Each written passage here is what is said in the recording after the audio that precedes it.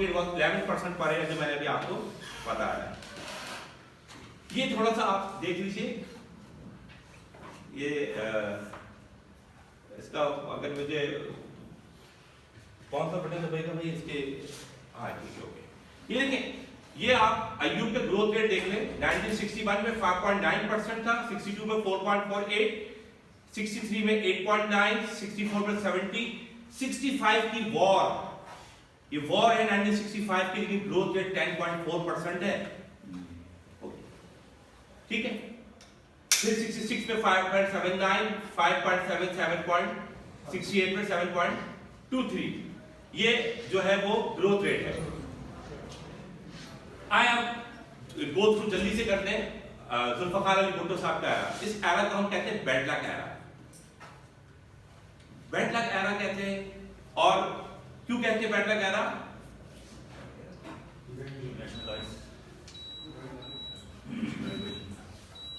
सबसे पहले इंपॉर्टेंट, जो अय्यूब साहब ने इकोनॉमिक इंडस्ट्रियल ग्रोथ हुई थी 7% से 17% से, इंडस्ट्रियलाइजेशन हुई, क्योंकि भुट्टो साहब ने का जो मॉडल था वो सोशलिस्ट मॉडल था। उन्होंने जी सबसे पहले क्या किया, इंडस्ट्री को नेशनलाइज कर दिया।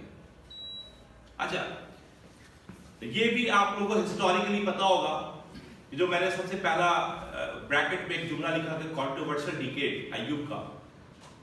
जब इनइक्वालिटी बढ़ गई और लोगों को चीजें नहीं मिली, तो क्या हुआ, लोग सड़कों पे निकल आए सोशल सेक्टर के निगलेक्ट होने की वजह से। और उसके बाद फिर क्या हुआ, 1967 में पीपल्स पार्टी बनी।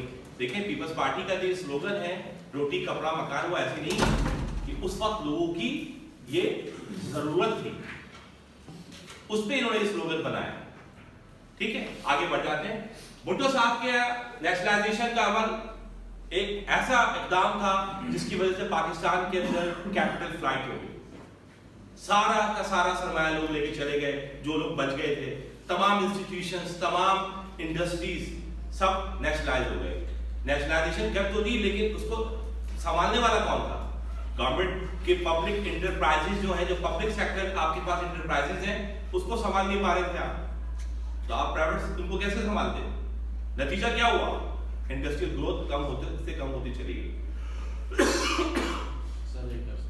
प्लीज एक इसको कंप्लीट कर लो, मैं आपसे बात। जीडीपी ग्रोथ आपकी 5%, उसके बाद और डिक्लाइन होने शुरू हो गई। फिर 71 का साल आया, ईस्ट पाकिस्तान जो हमसे अलग हो गया। ईस्ट पाकिस्तान अलग हुआ। अच्छा, आपने देखा ये अय्यूब के जमाने में जितनी इंडस्ट्रियलाइजेशन हुई है, जितनी भी हुई है, वो वेस्ट पाकिस्तान में, कराची और लाहौर, सारी इंडस्ट्री, एक सिंगल जूट मिल आपने ईस्ट पाकिस्तान में नहीं लगाई। ये सबब बना 71 की एलएलपी का, और भी बहुत सारे फैक्टर थे, ये मेरा टॉपिक नहीं है। तकरीबन 50% export share went to east Pakistan. East Pakistan से जूट जो है वो एक्सपोर्ट होती थी। तो ऑल ओवर द वर्ल्ड 70% जो वर्ल्ड की जो डिमांड थी वो ईस्ट पाकिस्तान पूरा करता था, और पाकिस्तान की टोटल एक्सपोर्ट का 50% ये जूट पे था। 50%, ठीक है। तो वो आपके पास जो है वो लॉस्ट हो गया। करेंसी डिवैल्यू हो गई, 120% से ज्यादा हो गई। एक्सपोर्ट ग्रोथ में 70 to 73 इंक्रीज हुई, इसके बाद डिक्रीज हो गई। फॉरेन एक्सचेंज रिजर्व जो है वो डबल उस वक्त हुआ जब आपको मिडिल ईस्ट के कुछ पैसे आए थे फॉरेन एक्सचेंज के, क्योंकि भुट्टो साहब के मिडिल ईस्ट से ताल्लुकात अच्छे थे, और यहाँ से आपने वर्कर्स भी वहां भेजे थे, जिसकी नतीजे में कुछ थोड़ा बहुत बेहतरी आई, लेकिन सब कुछ नीचे हो गया। फिर हमारे साथ एक सबसे बड़ा इशू क्या हुआ, 3 इंसिडेंट हुए। 71, 73 का ऑयल प्राइस शॉक्स, क्योंकि जिसने वर्ल्ड रिसेशन की तरफ गया, उसका इंपैक्ट पाकिस्तान के ऊपर भी आया, और पाकिस्तान की इंपोर्ट बिल में इजाफा हो गया। ठीक है। उसके बाद फिर 74 के अंदर फ्लड, जिससे हमारे एग्रीकल्चर सेक्टर तबाह हो गया। तो ये ऐसी बैड लक एरा नहीं है। इस बैड लक एरा के में बहुत सारे फैक्टर शामिल हैं। 71 की वॉर, 50% एक्सपोर्ट का कम हो जाना, ऑयल प्राइस शॉक्स, 74 का फ्लड, ये सारे जो इफेक्ट थे ये पाकिस्तान की इकोनॉमी के अंदर आए। फिर नेशनलाइजेशन, कोई इन्वेस्ट करने को तैयार नहीं था, इंडस्ट्रीज बर्बाद हो रही थी सारी, ठीक है। तो ये एक बड़ा फैक्टर था। इनएफिशिएंसी ये बता चुका हूं, ओके। ये आप भुट्टो साहब के ग्रोथ रेट देख रहे हैं 71 के अंदर 0.47, 72 पर 0.81, यानी ये जीरो से नीचे है, ये सब जीरो से नीचे है। ये जो ग्रोथ रेट है 7.06% जो 1973 के अंदर आया, ये ग्रोथ रेट मेरे हिसाब से कंट्रोवर्शियल है, क्योंकि कोई फिगर मैं अपने घर से लेके नहीं आया हूं, जो गवर्नमेंट की डॉक्यूमेंट्स हैं सारी फिगर वहीं की है। ये जो 7% की फिगर है ये मुझे अभी तक हजम आज तक नहीं हुई। ये फिगर 7% ग्रोथ रेट कैसे मुमकिन था, हाउ पॉसिबल, इतने सारे चीजों के होने के बाद। 12 ये 74 पे 3.54, 75 पे इतनी, 76 पे इतनी, 77 पे 3.95% जो ग्रोथ थी आपकी। आ जाए जनरल जी आया, highest rate of industrial growth, क्योंकि आपने जनरल जिया साहब ने इकोनॉमी को कहना है revival of the Pakistan economy. उन्होंने जितने भी नेशनलाइजेशन, जो भी हमारे लोग बाहर गए थे उनसे कहा कि आपने पैसे लेकर वापस पाकिस्तान आ जाए, और पाकिस्तान आए और दोबारा से जो है वो अपनी इंडस्ट्री को लेके चले। फिर इनके पास रेमिटेंसेस आने शुरू हो गए थे मिडिल ईस्ट के साथ। फिर तीसरा मैं इसको ब्लेसिंग कहूँ, अब आप मुझे नहीं पता ब्लेसिंग कहेंगे नहीं कहेंगे, लेकिन जो अफगानियों ने बाद में हमारे साथ किया तो वो ब्लेसिंग तो नहीं थी। अफगान वॉर, पैसे आ गए हमारे पास, मैंने रेंट का ऐसे कहा नहीं था, इसके पीछे भी कुछ हिस्टोरिकली चीजें हैं। रेंट इसलिए अफगान वॉर, जो कि हमारी वॉर नहीं थी, हमने लड़ी, हमने से मरा इस्लाम के नाम पर मदारिस और दूसरे उनको इन्वॉल्व किया गया, वो वॉर हुई और उसमें हमें पैसे मिले, उसमें हमारे हर किस्म की इमदाद मिली, चाहे वो मिलिट्री एड थी चाहे वो सिविलियन थी।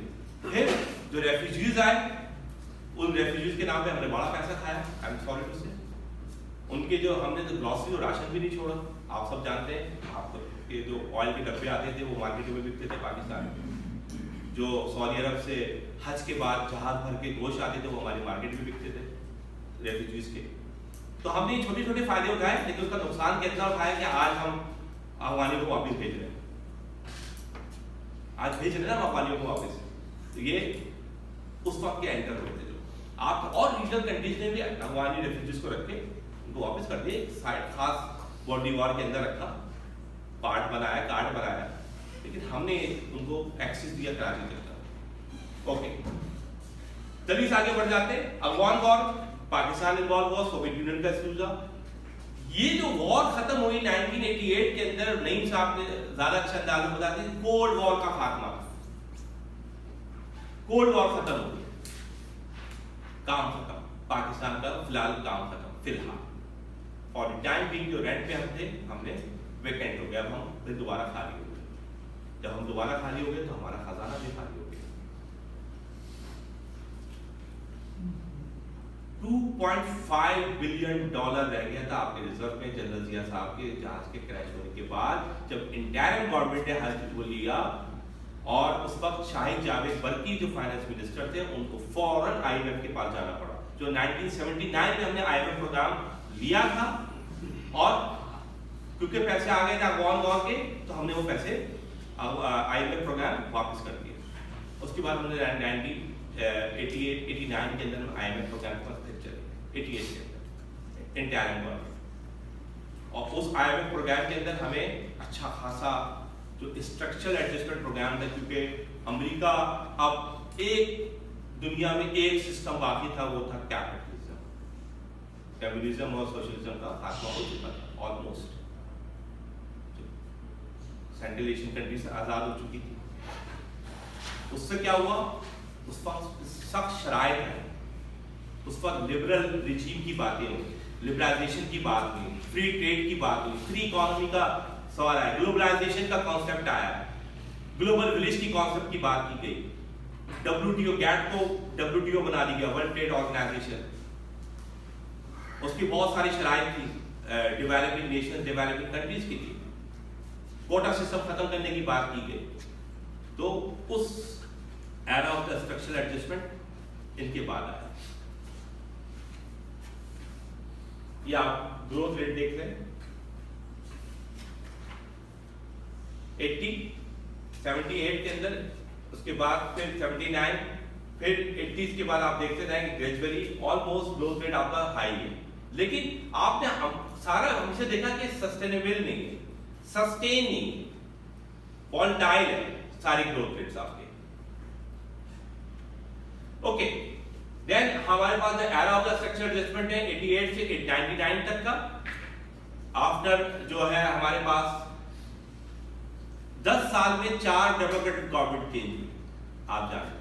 हमने साइन किया स्ट्रक्चरल एडजस्टमेंट प्रोग्राम सैप के ऊपर आईएमएफ के साथ, सख्त शराइत के लोन लिए, जिसके अंदर हमें कहा गया कि आपको अपने सब्सिडीज को रिड्यूस करना है, आपको टैक्स नेट को रिड्यूस करना है, और सब्सिडीज को इंडस्ट्री से खत्म करना है, एग्रीकल्चर सेक्टर से खत्म करना है।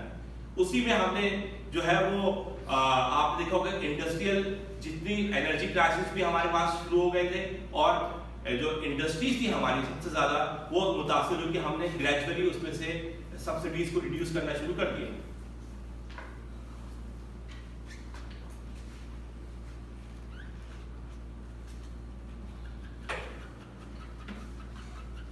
लोन हमारे बढ़ गए, लोन वन लिबरलाइजेशन और अंडर स्ट्रक्चरल एडजस्टमेंट प्रोग्राम बता चुका हूं, मेन फोकस फॉर।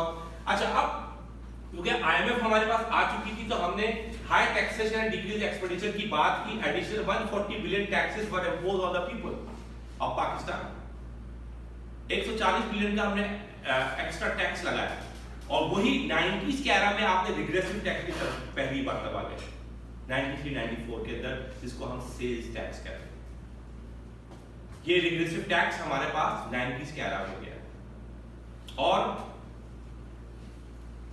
इसी उसमें दो चीजें बहुत ज्यादा जो सोशल सेक्टर्स को जिसने हिट किया, वो सब्सिडीज को कम हो जाना, इलेक्ट्रिसिटी टैरिफ का बढ़ जाना, और उस वक्त दो चीजें जो और हुई, उसमें सबसे इंपॉर्टेंट जो है आपके पास ये टैक्सेस के साथ जो है वो पॉवर्टी का बढ़ जाना।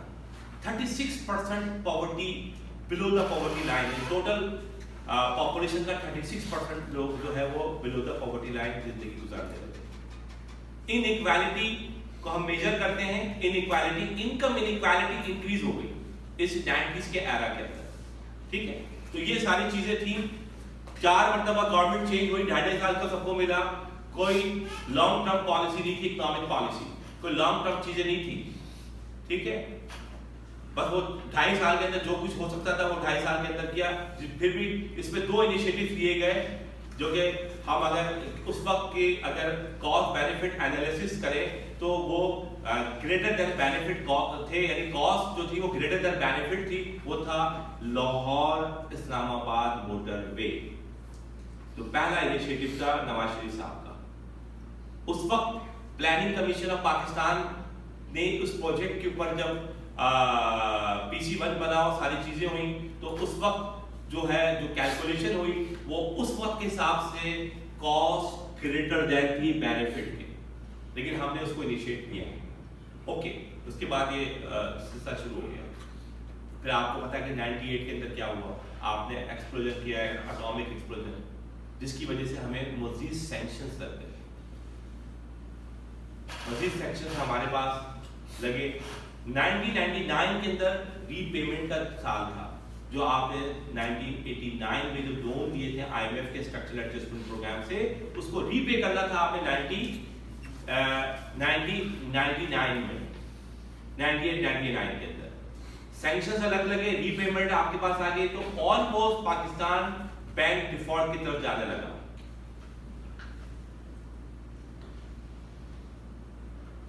तकरीबन बैंकरप्सी की तरफ जाते जाते पाकिस्तान के अंदर फिर 12 अक्टूबर वाला इंसिडेंट आ गया।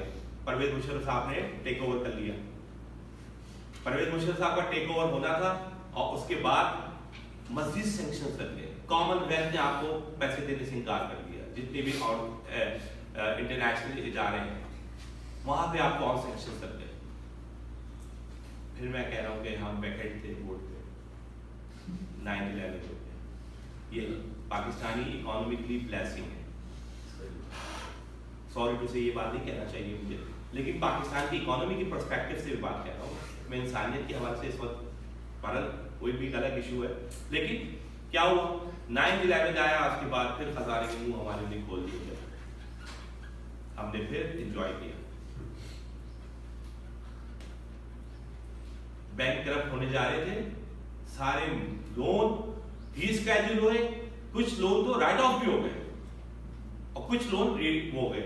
WTO ने हमें एक वोट दिया था कि WTO का एक ये था कि जितनी भी डेवलपिंग कंट्रीज हैं आफ्टर जो कोल्ड वॉर के बाद ये कोटा सिस्टम खत्म कर देंगे। जो भी प्रोडक्ट आपने इंटरनेशनल मार्केट में बेचनी है वो उसको आपने कम्पीट करना होगा। तो क्या डेवलपिंग नेशन कम्पीट कर सकती है अपनी प्रोडक्ट्स को? उनकी कॉस्ट ऑफ डूइंग बिजनेस कितना हाई है, उनके पास ये इशू है, ये इशू है, ये इशू है। हम तो 19 मैं बताना भूल गया, अय्यूब के जमाने में तो हमें सॉरी 52 के अंदर ये तो आज हम जितनी एक्सपोर्ट कर रहे हैं, जो मार्केट हमारे पास यूरोप की और अमेरिका की जो मार्केट है, मिडिल ईस्ट की बाद में आई, ये वो सारी वो मार्केट है जिसका फायदा हमने कोरियन वॉर से उठाया था 52 के अंदर। और ये भी हमें कोरियन वॉर की वजह से ये सारी मार्केट तक हमें रसाई हासिल हो गई। वो ही कोटा अब तक चला आ रहा है। WTO कह रहा है ये सब खत्म, ट्रेड करो, अपनी मार्केट को खुद कंपीट करो। डेवलपिंग कंट्रीज नहीं कर सकती, उसमें भी हमें एक्सटेंशन मिल गई, रीस्केड्यूल हो गए लोग। फॉरेन डायरेक्ट इन्वेस्टमेंट पाकिस्तान में बहुत हुई। 3 सेक्टर, सर्विसेज सेक्टर का शेयर पाकिस्तान के अंदर, पाकिस्तान की GDP में ओनली 27% शेयर था सर्विसेज सेक्टर का।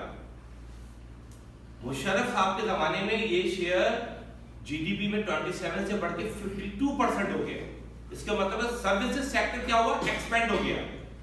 सर्विसेज सेक्टर के एक्सपेंड होने से हम ये नहीं कह सकते कि मुल्क के अंदर रियल ग्रोथ हुई है। रियल ग्रोथ का आपके पास सिर्फ 2 सेक्टर्स हैं, agriculture and industries. Services sector जो है वो हमारे पास, सर्विसेज सेक्टर जो है वो 52% हो गया। 3 जगहों पे सबसे ज्यादा इन्वेस्टमेंट हुई है। कुछ अंदाजा है? टेलीकम्युनिकेशन, बैंकिंग,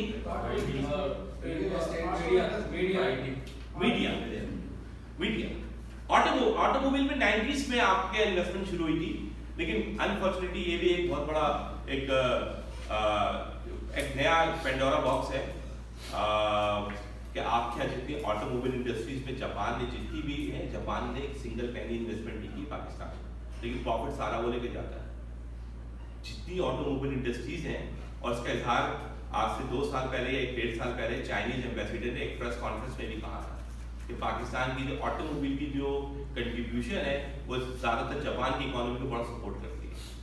जापान ने एक सिंगल पेनी आपके यहाँ वो नहीं की है, सारी की सारी इन्वेस्टमेंट आप पाकिस्तानियों की है, लेकिन हम फ्रेंचाइज के नाम पर सारा प्रॉफिट जापान भेजते हैं। संबल करते हैं ना, मैं तो मैन्युफैक्चरिंग वो एक लंबा वो है, मैं उसका कोई उलझना नहीं चाहता। इस पे मेरी डिबेट हुई थी, हमारे अलमनाई भी हैं और हमारे अच्छे दोस्त हैं जाहिर शाह जो डिप्टी चेयरमैन नैब थे, वो हमारे आए थे लेक्चर के लिए। उनसे फिर खाने की उस पर हमारी काफ़ी लंबी डिस्कशन हुई। उसको वो पर्सनली देख रहे थे, लेकिन वो कह रहे थे कि मैं इसको हम इनिशिएट नहीं कर सकते पाकिस्तान गवर्नमेंट, वरना जापान में नाराज हो, बहुत सारे मसले मसाइल हो जाएंगे। लेकिन ये हकीकत है, बहरहाल इस पे आप, ये मेरा टॉपिक नहीं है। तो हमारे पास जो है वो बेसिकली मुशर्रफ एरा के अंदर, ठीक है, ये वो सारी चीजें थी, लेकिन बहरहाल उसके बाद कुछ इकोनॉमिक रिफॉर्म्स लेके आए। आपने देख किया media, banks, economic reform, financial reforms हुई, वहां पे इन्वेस्टमेंट हुई। प्राइवेट बैंक को पहली बार पाकिस्तान में इजाजत मिली कि आगे वो इन्वेस्टमेंट करें, ब्रोकरेज हाउसेस खुले, फाइनेंशियल इंस्टीट्यूशंस खुले, ठीक है, मीडिया के लोग आए, मीडिया में चीजें हुई। उसके अलावा कुछ इंस्टीट्यूशनल रिफॉर्म्स और गुड गवर्नेंस पे काम किया, किताबों की सतह पर, रिपोर्ट की सतह पर, एग्जीक्यूट नहीं हो सकी वो चीजें। काम होते हैं हमारे यहाँ। अभी भी आपके इशरत हुसैन साहब ने किताब लिख दी और इमरान खान के वो मिनिस्टर भी थे IBA के, फॉर्मर गवर्नर स्टेट बैंक का, फॉर्मर डायरेक्टर IBA। उन्होंने कैसे अच्छी किताब लिख दी है,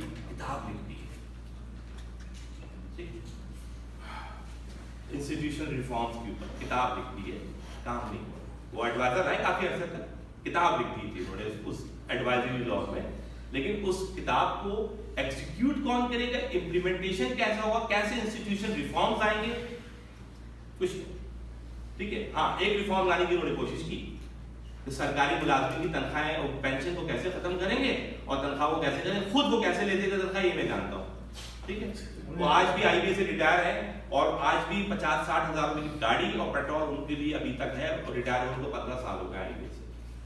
ठीक है, तो वो रिफॉर्म हमारे लिए लेके आ रहे हैं। बड़ा दिल जला हुआ है मेरा, और जब मैं ये किसी फोरम पे बात करता हूँ तो या तो ब्लड प्रेशर की गोली खा के आता हूँ या जाके खाता हूँ, तो आज मैं खा के आया।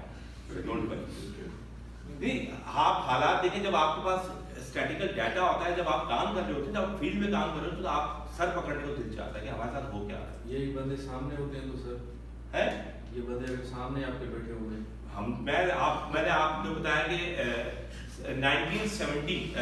70 साल पाकिस्तान की सेलिब्रेशन हो रही थी, प्लानिंग कमीशन ऑफ पाकिस्तान ने किया, और उन्होंने इस्लामाबाद में एक तकरीब की, 32 उन्होंने मुझे बुला लिया।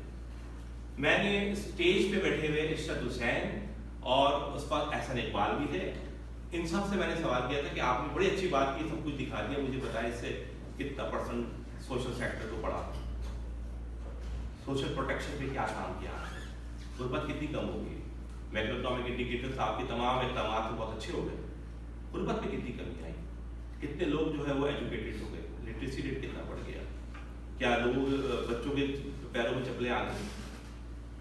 मैंने कहा इन सारे रिफ्लेक्शन बेकार है जब तक इसका इम्पैक्ट ट्रिकल डाउन ना हो। सर मैंने इजहार करता हूँ, मुझे जहाँ जिस फोरम पे जो लोग मिलते हैं, अल्हम्दुलिल्लाह मैं बोलता हूँ, ऐसा इकबाल साहब आए थे CPEC पे मेरे पास 2018-17 में, उनसे मैंने बड़ा चिपते हुए सवाल किए, तो वो बहुत नाराजगी का इजहार भी किया, तो उन्होंने मुझे डायरेक्टर ने मुझे मना कर दिया कि आप नाम बोल ज़्यादा। तो मैंने तो सर अगर आप ये बात बोले, तो मैंने तो अपनी प्रमोशन को, आप भी माशाल्लाह प्रमोशन के लिए आए ना, मैंने अपनी प्रमोशन को स्टेज पे लगा दिया था। ठीक है, उस वक्त एनर्जी के ऊपर 2010 के अंदर मेरी प्रमोशन का बोर्ड बैठा हुआ था, और सिंध की तरफ से उस बोर्ड के अंदर नुमाइंदगी कर रहे थे minister planning and development doctor Kaiser Bengali, और चीफ इकोनॉमिस्ट थे, वो भी मौजूद थे। वहाँ मैंने उनसे एक सवाल बड़ा चिपता और कर लिया था, जिसमें उन्होंने कहा कि सर आप जो हैं असगर साहब, आप जियो पे बैठे इंटरव्यू नहीं दे रहे, आप सेक्सी बोर्ड को फेस कर रहे हैं। वो एनर्जी क्राइसिस पे वो बातें कर रहे थे, मैंने एनर्जी पे बहुत काम किया हुआ है। सर एक मतलब है, ठीक है,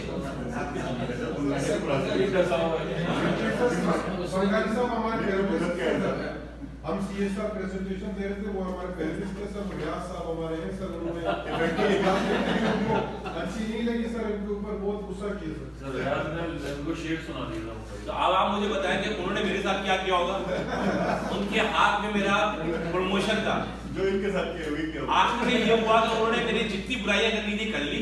तो बाद में वाइस चांसलर उस वक्त मिर्जादा कासिम थे, वो स्ट्रॉन्ग आदमी थे, उन्होंने कहा कि जी क्योंकि एक मिनिस्टर का इम्पैक्ट ज्यादा होता है बोर्ड के अंदर, तो सारे जितने मेंबर्स होते हैं वो उनसे मुतासिर हो जाते हैं। तो उन्होंने कहा कि जी ऐसा कर लेते, सब्जेक्ट एक्सपर्ट से पूछते हैं कि इन्होंने जो बातें की वो ठीक थी, वो सब्जेक्ट एक्सपर्ट ने कहा कि मैंने उनसे 2 सवाल किया मैक्रो से रिलेटेड, जो थ्योरी से रिलेटेड, मॉडल से रिलेटेड, उन्होंने सही जवाब दिया। आप तो उस पर उन्होंने कहा कि जी वोटिंग करा दो, वोटिंग में मैं अल्हम्दुलिल्लाह जीत गया, तो मेरी प्रमोशन होगी। चलें आगे बढ़ जाते हैं।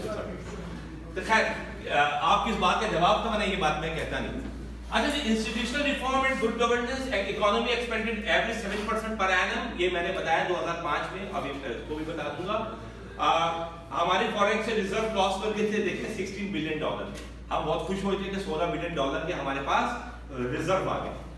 ठीक है, और उसके बाद हम बात कर रहे थे कि जनाब हमारा पर कैपिटा इनकम इंक्रीज हुआ 526 से लेकर 925 तक, टैक्स रेवेन्यू इंक्रीज हुआ 308 बिलियन से लेकर 844 बिलियन तक। लेकिन अब आप देखिए उस जमाने में हमारे पास जो टैक्स रेवेन्यू था वो 308 बिलियन था 90 में, और 846 बिलियन है 2007 में। तो 13-14 साल के अंदर ये 846 से मिलाकर कितने पे हो गया, 6000 बिलियन के ऊपर, और अब वो 9000 का अल्फा टारगेट है। कितना स्क्विज किया है, कितना आपने जो है वो लोगों के साथ टैक्स रेट बढ़ाकर वो किया है, ठीक है। एक्सटर्नल डेट डिक्रीज फ्रॉम 66.3%, हमारा एक्सटर्नल डेट जो है वो डिक्रीज हुआ, बिल्कुल मुशर्रफ के जमाने में मैंने आपको बताया राइट ऑफ भी हो गई कुछ, और कुछ हमने फॉरेन पैसे आए कि हमने पे कर दी, ठीक।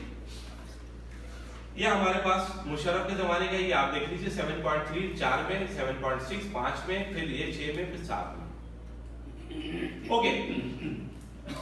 2008-13 के अंदर पहला जो डेमोक्रेटिक गवर्नमेंट आई पाकिस्तान पीपल्स पार्टी की, आती के साथ को दो मसले का सामना करना पड़ गया।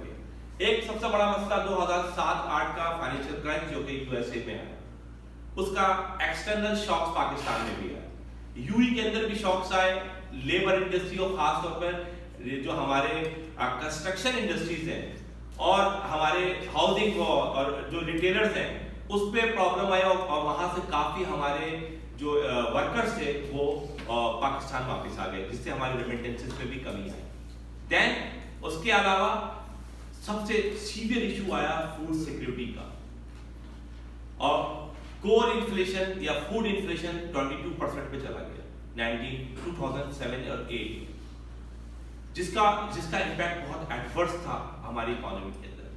बहरहाल उसकी बहुत सारी फाइंडिंग्स थी, उसमें हमारा इदारा और पाइप को इन्वॉल्व किया था गवर्नमेंट ऑफ पाकिस्तान ने, हमने उनको फाइंडिंग्स करके दी थी कि इसके पीछे इश्यूज क्या है, क्यों ये इन्फ्लेशन आया और क्या वजूहत है, ये भी इसकी फाइंडिंग्स अगर बताने लग गए हो तो उसको बहुत टाइम लग जाएगा, हमें आगे पढ़ना है, हमारा टाइम बहुत शॉर्ट रह गया।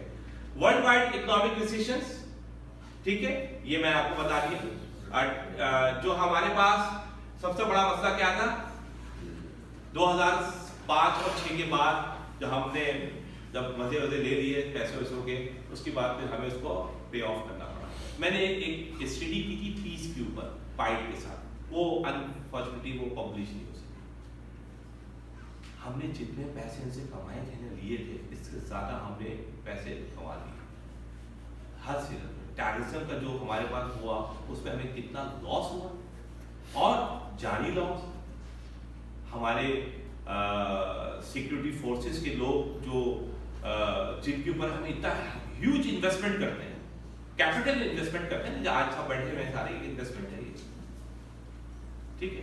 तो क्या है कि ये सारे के सारे उस वॉर के अंदर टेररिज्म के ऊपर और दूसरी चीजों के ऊपर वो शिकार होता शुरू हो गया, उसका इम्पैक्ट। तो ये हमने पूरा एक कैलकुलेट किया पॉइंट के साथ, पीस के ऊपर हमने एक पूरी स्टडी की थी, लेकिन अनफॉर्चुनेटली गवर्नमेंट ने इसको कहा कि इसको आप पब्लिश ना करें, तो वो पब्लिश नहीं हो सकी, ठीक है।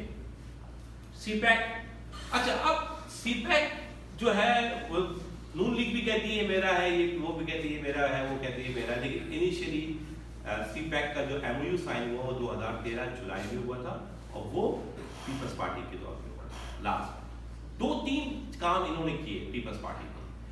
एक तो 18 अमेंडमेंट,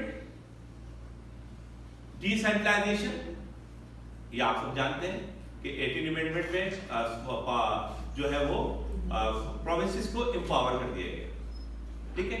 अब उसका कितना पॉजिटिव इंपैक्ट आया ये एक अलग बहस है, क्या इसमें फायदा हुआ या नहीं हुआ एक अलग बहस है। दूसरा एक बहुत बड़ा काम पाकिस्तान पीपल्स पार्टी ने अंजाम दिया 2009 में, और इसका सेहरा जो है वो कैसे बंगाली था आपको भी जानता है, लेकिन इसकी चीजें जो है वो मैं कंपनसेट नहीं कर रहा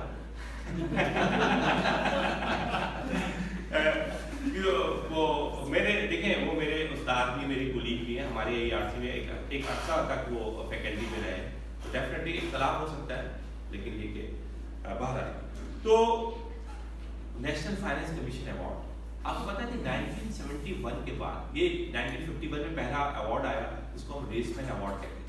रेसमैन एक स्कॉटिश इकोनॉमिस्ट था, उसने ये अवार्ड को वो बनाया, लेकिन उसमें 1951 का पहला अवार्ड और 1971 तक, इससे पहले तक 62 का आया अवार्ड, उसमें हम मल्टीपल क्राइटेरिया में जाते थे। उसके बाद 1971 का ईस्ट पाकिस्तान का अलग हो गया, तो फिर हम 100% पॉपुलेशन में चले गए। अब क्यों चले गए आपको पता है, पहले जो है वो हम क्यों जाते थे ये भी आपको पता है, ठीक है। तो बहुत सारी चीजें अब इंडिया में अब चीजें बहुत आम हो गई, बहुत सारी चीजें जो है वो बहुत आम हो गई। पहले बताते हुए थोड़ा सा डर लगता था, अब नहीं लगता। तो 2009 में फर्स्ट टाइम मल्टीपल क्राइटेरिया में अवार्ड जो है ये अनाउंस हुआ। अच्छा, मैं बहुत प्राउडली ये बात कहता हूँ कि हमारा जो सेंटर है अप्लाइड इकोनॉमिक रिसर्च सेंटर, हमने सिंध का केस हम लड़ रहे थे और हमने सिंध के लिए ये सारी चीजें बना के किया था। हमने 2 इनको सिनेरियो बना के दी, तो जिसमें से एक सिनेरियो को जो है एक्सेप्ट कर लिया गया, यानी सिंध का केस एक्सेप्ट हुआ था उसके अंदर। उसमें क्या था, उसमें ये था 80% पॉपुलेशन, 5% में से 2.5% revenue collection, 2.5% revenue generation. Revenue generation में पंजाब ने कहा कि जी आप सिंध का चाहते हुए 5% कलेक्शन पे होना चाहिए, तो सबसे ज्यादा कलेक्शन यहाँ से होता है। तो उन्होंने कहा कि चलो हम ऐसा कर लेते हैं कि 2.5 कलेक्शन कर लें, 2.5 जनरेशन कर लें। अब जनरेशन में क्या किया उन्होंने कहा कि जी इलेक्ट्रिसिटी में जो विद होल्डिंग टैक्स आता है उसको प्रॉक्सी के तौर पे ले लें, वो जनरेशन होती है। जैसे पंजाब में सबसे ज्यादा इलेक्ट्रिसिटी कंज्यूम होती है, विद होल्डिंग टैक्स होता है, उसको ज्यादा से फायदा हुआ। लेकिन उन्होंने एक सेक्रीफाई किया, उन्होंने 20% 80% पॉपुलेशन पे लेके आए, तो ये क्रेडिट है। और वही क्रेडिट पे भी मैं फिर बात करूँ, जिस फोरम पे मैं होता हूँ तो मैं अपने इदारे को उस पर बताता हूँ कि इस हमारे अप्लाइड इकोनॉमिक्स का इसमें बहुत बड़ा रोल है। दूसरा इनवर्स पॉपुलेशन डेंसिटी बलूचिस्तान 5% या 10%, मुझे याद नहीं आ रहा फिगर, मैं भूल गया है, 10% का। पॉवर्टी एलिवेशन, गुर्बत का उस पे जो है, अब उस पे कोई तैयार नहीं हो रहा था, वो कह रहा था, कोई कह रहा है यूएनडीपी का ले ले इंडेक्सिंग, कोई कह रहा है जनाब जो है वो ब्यूरो ऑफ स्टैटिस्टिक्स की इंडेक्सिंग ले रहे। दोबारा उस पे भी ये हुआ कि तीनों इंडेक्सिंग को मिलाकर उसको जो है वो ऐड किया गया और ऑन एवरेज निकाल दिया गया। तो एवरेज जो निकला उसके हिसाब से जो है वो पॉवर्टी के ऊपर भी जो है कुछ परसेंट रखा गया। तो ये क्या हुआ, ये मल्टीपल क्राइटेरिया। अब मैं ये क्यों कह रहा हूँ कि इसमें AERC का बहुत बड़ा रोल है, उसकी वजह ये है कि उस वक्त जब फेडरेशन के अंदर वजीर खजाना थे वो डॉक्टर हफीज शेख थे, वो हमारे AERC के फैकल्टी मेंबर थे, और जो सेक्रेटरी फाइनेंस थे वो 10 मिनट्स ओके, वो भी हमारे AERC के थे, और पंजाब की जो प्रोविंशियल फाइनेंस मिनिस्टर थी आयशा गौस पाशा, वो भी हमारे AERC की थी। कैसर बंगाली में AERC के थे, काजी मसूद में AERC की। तो 3 प्रोविंस और फेडरल आप सब एक AERC की फैकल्टी थी। तो डेफिनेटली कंसेंसस होता है, एक बहुत बड़ी बात होती है कि इस चीज पे करें। आगे हम बढ़ जाते हैं क्योंकि टाइम उन्होंने 10 मिनट का कहा है और मेरे पास चीजें बहुत थी, लेकिन अनफॉर्चुनेटली नहीं हो सकी। ठीक है जी, ये हमारे पास ग्रोथ रेट है पीपी एरा का। थोड़ा सा आगे बढ़ जाते हैं। PMLN के अंदर जो है वो आपने देखा कि CPEC की जो इन्वेस्टमेंट आई थी, वो उस इन्वेस्टमेंट में आपके पास अच्छी खासी जो इन्वेस्टमेंट आई, तकरीबन इनिशियली $45 बिलियन की थी, जिसमें से $35 बिलियन जो था वो एनर्जी सेक्टर पे था। ग्रेजुअली इसका स्कोप बढ़ता गया तो उसकी इन्वेस्टमेंट भी इंक्रीज होती गई। तो ये एक बहुत बड़ा वो था जिसपे खुद इंडस्ट्रियलाइजेशन, इंडस्ट्रियल ग्रोथ भी बढ़ती गई। ठीक है, मैं आप इसकी डिटेल में नहीं जा रहा, उसको आगे बढ़ाऊं। ये आप देख लें, थोड़ा सा आपने देखा कि लीनियर ग्रोथ की तरफ है, थोड़ा सा जो थोड़ा सा कांस्टेंट नजर आ रही है आपको, ये PMLN का के दौर के अंदर है। अब आ जाए जनाब खान साहब की तरफ। खान साहब के जो प्रोमिसेस उसको छोड़ दीजिए, खान साहब की ग्रोथ रेट पे बात कर लेते हैं। खान साहब की ग्रोथ रेट पे आप देखेंगे 18-19 के बाद, देखिए कोविड आया, ये आपके पास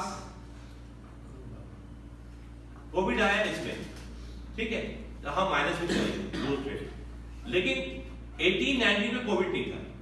अब मैं आपको सारी चीजें दिखाऊंगा, ग्रोथ रेट डिक्लाइन हुआ और 2.10% हुआ 18-19 में, और मैं अभी आपको बताता रहता हूं।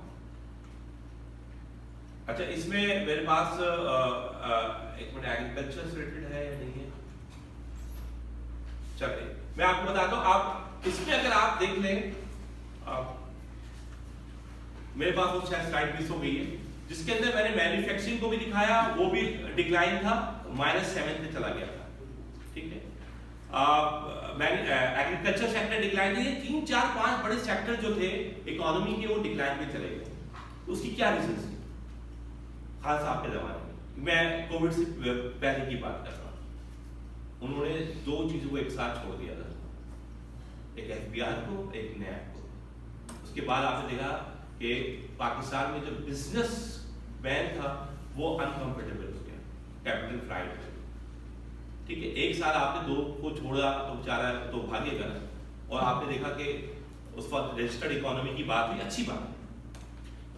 हमने रिटेलर्स को करने की बात की कि उनको रजिस्टर लेके आए, तो थोड़ा सा सख्त इक़दाम शुरू हो गए, जिसकी वजह से जो है वो इनको इनकी ओवरऑल जो नंबर्स थे वो रिड्यूस होना शुरू हो गए। और उसके बाद आपने देखा कि कोविड में तो 0 पे चले गए।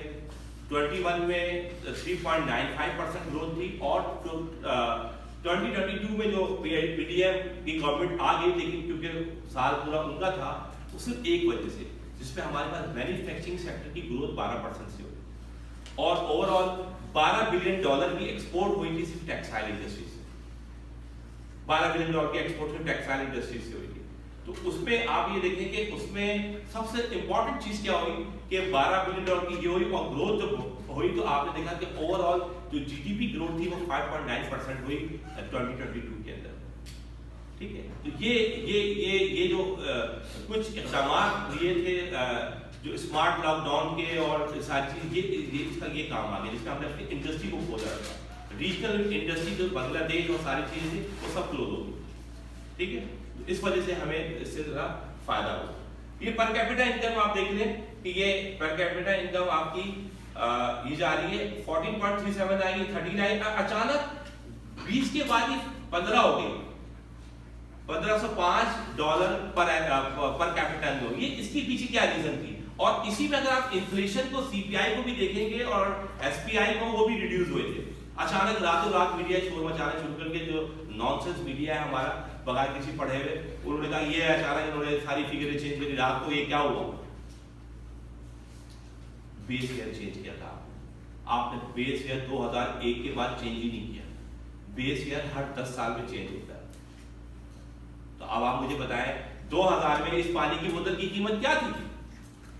अगर इसकी कीमत ₹1 थी, ₹2 थी या ₹5 थी, आज ये ₹70 का बिक रहा है, तो मैं कितना % उसको इन्फ्लेशन दूंगा? आपने बेस ईयर को 20 साल को खींच के लेके चले गए। बेस ईयर हर 10 साल में चेंज होता है, और बेस ईयर से आपकी इन्फ्लेशन और सारी चीजें एडजस्ट होती है और कंट्रोल होती है। तो उसकी वजह से क्या हुआ, आपकी per capita income base year हमने चेंज किया, 2015 पे लेके आए, तो 2015 का बेस ईयर इस वक्त चल रहा है। ठीक है, जिसकी वजह से आपको ये चेंज करना पड़ा, और ये आपकी पर कैपिटा इनकम इंक्रीज हो गई। Okay, federal tax revenue as a percentage of the GDP आप देखेंगे ग्रेजुअली फेडरल टैक्स रेवेन्यू आपका बढ़ता जा रहा है। आप क्योंकि अब आपने इस वक्त का टारगेट दिया है 9.6%, जो मैं अभी आपको थोड़ी देर पहले बता रहा था, 9.2 ये इसका, ये तो हमारे पास 8.5 था, लेकिन ये 6%, 6.5 समथिंग पे ये हो चुका। आपने देखा कि ये सीपीआई ये अपडेट नहीं हो सका, ये 19.87 था 2022 के अंदर annual CPI consumer price index, लेकिन अब वो 40 पे जा चुका है, 38-40 के ऊपर। अभी इस वक्त अगर आप पूछेंगे तो सीपीआई कितना है, तो 29% के ऊपर CPI consumer price index, SPI 34-35 पर। ठीक है,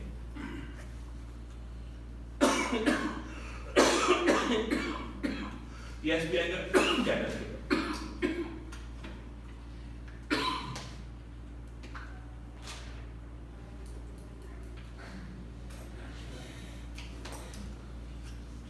investment and saving as a percentage of GDP, या आप देख लें, आगे बढ़ाते हैं। बैलेंस ऑफ द पेमेंट आप ये देखें, बिल्कुल आपके सब माइनस में।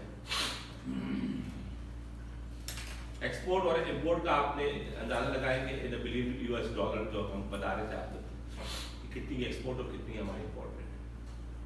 ये trend in component of expenditure of the GDP है, या आप देख लीजिए कि करंट एक्सपेंडिचर क्या है, इसमें फिस्कल डेफिसिट क्या है, डिफेंस पे क्या है, रेवेन्यू डेफिसिट्स क्या है।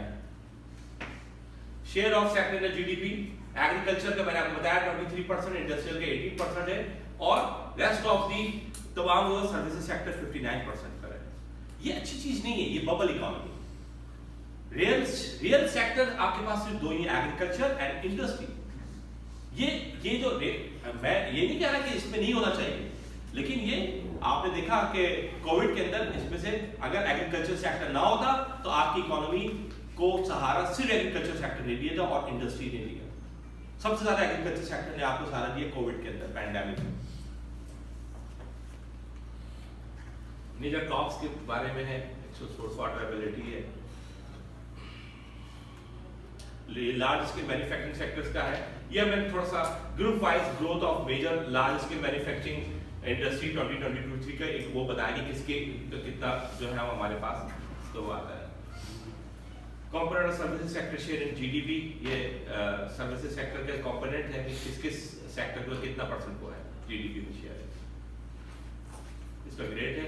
अच्छा, ये कुछ इनिशिएटिव्स आजकल वर्ल्ड बैंक दे रहा है, वो reform for bright future, time to decide. इसमें मैं इसका इनका फोकल पर्सन था कराची के अंदर। इन्होंने बहुत सारे जो है वो प्रोग्राम किए हैं वर्ल्ड बैंक ने, जिसमें बाइट को शामिल किया है, पाकिस्तान इंस्टीट्यूट डेवलपमेंट इकोनॉमी। अभी रिसेंटली लास्ट थर्सडे को इनका मैंडेट में भी एक प्रोग्राम था, और उससे पहले इनका मैंने एक डिस्कशन अरेंज किया था जिसमें मैंने तमाम स्टेक होल्डर्स को इन्वाइट किया था, और उसमें हर सेक्टर पे हमने बात की थी। फिस्कल इश्यूज के ऊपर बात की थी, हमने चाइल्ड स्टैंडिंग पे बात की थी, हमने उस पर एनर्जी सेक्टर पे बात की थी कि किस तरह उसको रिफॉर्म्स किया जा रहा है, किस तरह बेहतर किया जाता है। अब इस रिफॉर्म्स के अंदर जो इनिशिएटिव्स है वो ये है कि जनाब आप स्टूडेंट्स से लेकर एकेडमिया को ज़्यादा इन्वॉल्व करें।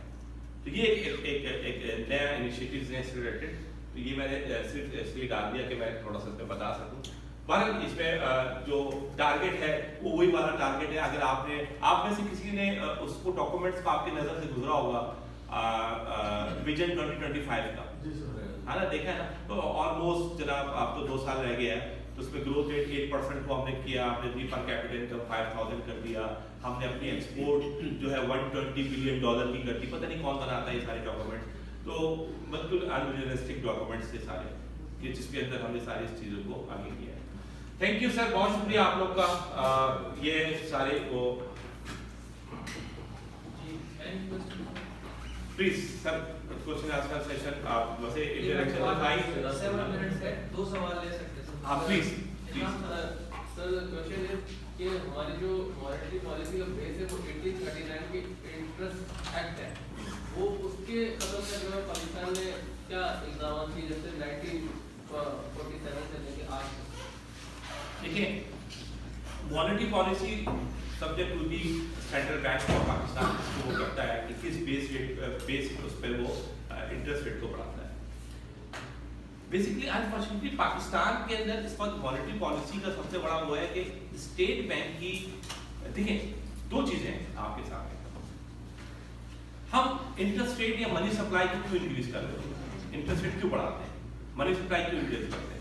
हमारे पास ये होता है कि हम क्या करने जा रहे हैं, हम अपनी इन्फ्लेशन को जो है वो रिड्यूस करने जा रहे हैं, ठीक है ना। इन्फ्लेशन को कम करने के लिए हम क्या करते हैं कि हम कहते हैं कि जी सोसाइटी की एग्रीगेट डिमांड को रिड्यूस करने की जरूरत है, क्योंकि एग्रीगेट डिमांड सोसाइटी की ज्यादा है, तो हम क्या करते हैं रेट ऑफ इंटरेस्ट को बढ़ाते हैं। अभी भी हम यही सहारा ले रहे हैं, लेकिन बेसिकली ये हमारे पास इंटरनेशनल जो IMF है, मॉनेटरी फंड्स हैं, ये इनकी हमारे पास कंडीशनैलिटीज में से कि आपने 2 काम तो करने करने।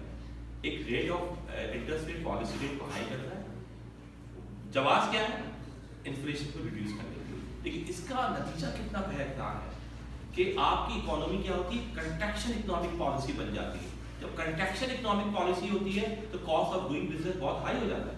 जब cost of doing business high होगा तो सारा इंडस्ट्रीज क्या करेंगे, इस वक्त क्या हो रहा है इंडस्ट्रीज में, शट डाउन, क्योंकि आप जो है वो अपने वेरिएबल्स को मेंटेन करने के लिए जो आप डेट लेने जाते हैं, लोन लेने जा रहे हैं, जो आपने उसको, अगर आपके पास फिक्स कॉस्ट है लेकिन वेरिएबल कॉस्ट को मीट करने के लिए आप, हर बड़ी इंडस्ट्रियां लोन लेती हैं, इतने हाई इंटरेस्ट रेट पे लोन लेंगी तो वो क्या कॉस्ट आएगी, उसकी कॉस्ट ऑफ डूइंग बिजनेस कितना हाई हो जाएगा, कैसे कम्पीट करेंगे आप अपनी कमोडिटीज को इंटरनेशनल मार्केट के अंदर ही आ जाओ।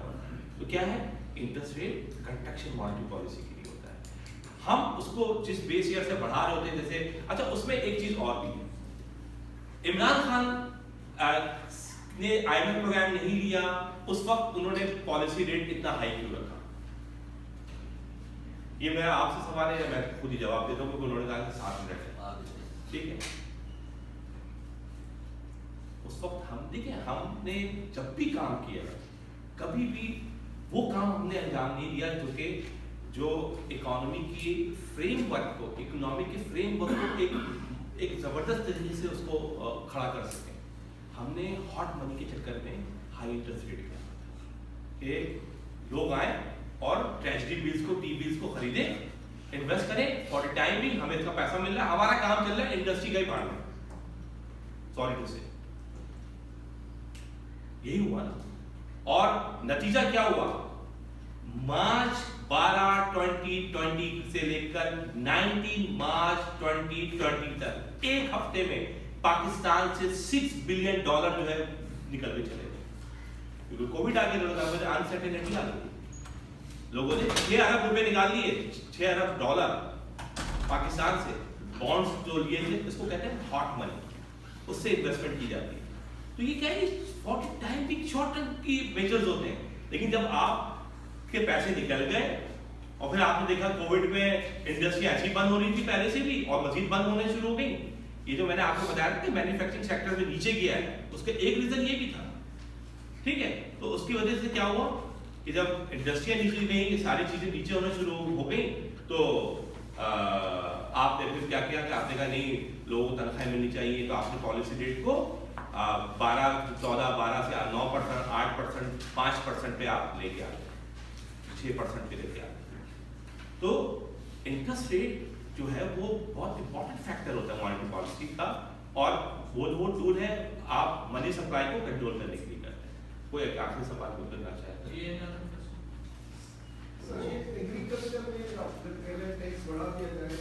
टैक्स लगा दिया जाए, बढ़ाने की बात ही नहीं करें, उसको धागा वास्ता लगा दो। एग्रीकल्चर सेक्टर में इस वक्त जो कॉस्ट ऑफ प्रोडक्शन है हमारे मुल्क में हो रही है, तो पहले ही वो बॉर्डर्स के इश्यूज हैं, तो वो उसमें आ रही है, तो आप उसमें बढ़ाएं। फॉर एग्जांपल अगर यूरिया की है, गवर्नमेंट का रेट है, उनको जो मिल रहा है वो ज्यादा मिल रहा है, तो पहले ही वो आप अगर टैक्स बढ़ाएंगे तो फिर ये हमारी ये जो एग्रीकल्चर की ग्रोथ है वो रुक नहीं जाएगी सर। इससे फिर हमें ऐसा नहीं जो टैक्स मिले उससे ज्यादा नुकसान हो जाएगा। नहीं, देखें, आपको हमें कहीं ना कहीं कॉम्प्रोमाइज करने की जरूरत है। आप बिल्कुल ठीक है, हमारे पास यूरिया है, हमारे पास और जिसमें है, अभी IMF के कहने पे आप ग्रेजुअली उसकी सब्सिडीज तो रिड्यूस कर रहे हैं, आप सपोर्टिंग प्राइस रख रहे हैं, आप रखें सपोर्टिंग प्राइस। एक्सक्यूज मी, देखिए आपको कहीं ना कहीं बैठने का आपने कॉम्प्रोमाइज करना है। अच्छा, वो कहाँ कर सकते हैं? वो कौन से एरिया जहाँ पे आप टैक्स लगा सकते हैं एग्रीकल्चर के अंदर? आप जो हमारे यहाँ 2 मेथड्स होते हैं, हम कहते हैं जी जो हमारे अरेबल लैंड है, कल्टिवेटेड लैंड है, उसमें हम ये प्रॉक्सी लगाते हैं कि जनाब इतना एरिया में जो हमने जो भी क्रॉप्स को हमने लगाया, वो अगर बारिश यानी कोई फ्लड नहीं आया, कोई पेस्टिसाइड नहीं आया, कोई किसी किस्म की और कोई चीज नहीं आई, तो हम इतना इसकी प्रोडक्शन इतनी होगी, ठीक है। एक तो ये तरीका है। एक तरीका क्या है कि जो आड़ती सारी क्रॉप्स को जो काटने के बाद मार्केट में बेचता है सपोर्टिंग प्राइस के लिए, तो वहां से हमारे पास फिगर आ जाती है कि कितनी वो हुई। 2 तरीके से आपने जो लैंड है और जो जितनी प्रोडक्शन आ रही है उसके ऊपर आप ज्यादा ना लगाएं। मैं ये नहीं कह रहा कि बहुत हाई टैक्स लगाए, लेकिन कुछ थोड़ा बहुत तो टैक्स लगाए। अच्छा, ये टैक्स फेडरल गवर्नमेंट नहीं लगा सकती, मतलब तक लगा चुकी होगी। ये subject to the provincial government, provincial government का सब्जेक्ट है। तो टैक्स का इंसिडेंस जरूर होगा, बिल्कुल होगा, इंडस्ट्री में भी हुआ,